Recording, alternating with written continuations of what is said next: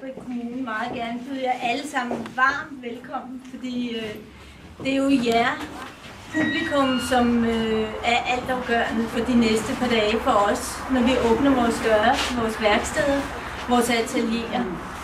Så jeg håber virkelig, at I kigger på den her skønne udstilling, som jo er en appetizer, et kaleidoskop af meget forskellige kunstværker, kunstarter, går rundt og nyder det og tager vores brochure og husker den i weekenden, hvor I så måske hopper på cyklen eller ind i bilen og går rundt og besøger en masse af os. Det vil vi i hvert fald blive meget glade for. Jeg kunne altså godt tænke mig at få hele bestyrelsen herop og stå sammen med mig, fordi jeg er altså ikke det eneste, der trækker læsset her i åbne døre i Lyngby-Taarbæk Kommune.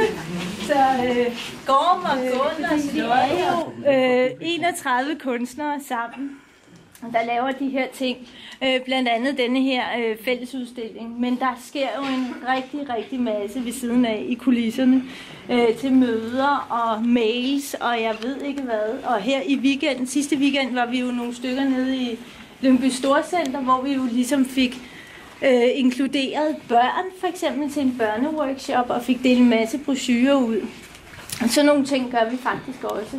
Så vi prøver netop det der med at få kunsten ud i gadebilledet, synliggøre kunstnernes arbejdssteder og det vi laver, få det ud, sådan så det ikke er så mystisk.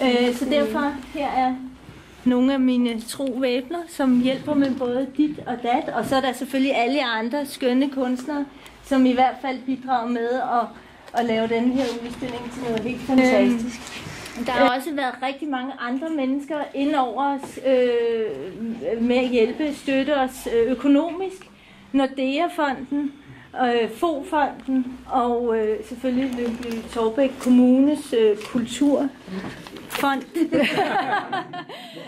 Og så har vi Carsten Rix fra Rix Wine, der står derovre, som byder for et lille glas om lidt. Har simpelthen også sponsoreret vin til denne her aften, og det er jo bare så fantastisk. Merve har lavet vores skønne folder, brugt rigtig meget tid på den, og det har vi simpelthen valgt at investere nogle af medlemmernes kontingentpenge i, for vi mente, det var vigtigt med en linje både på hjemmesiden, som han også har lavet, og så i vores brochure.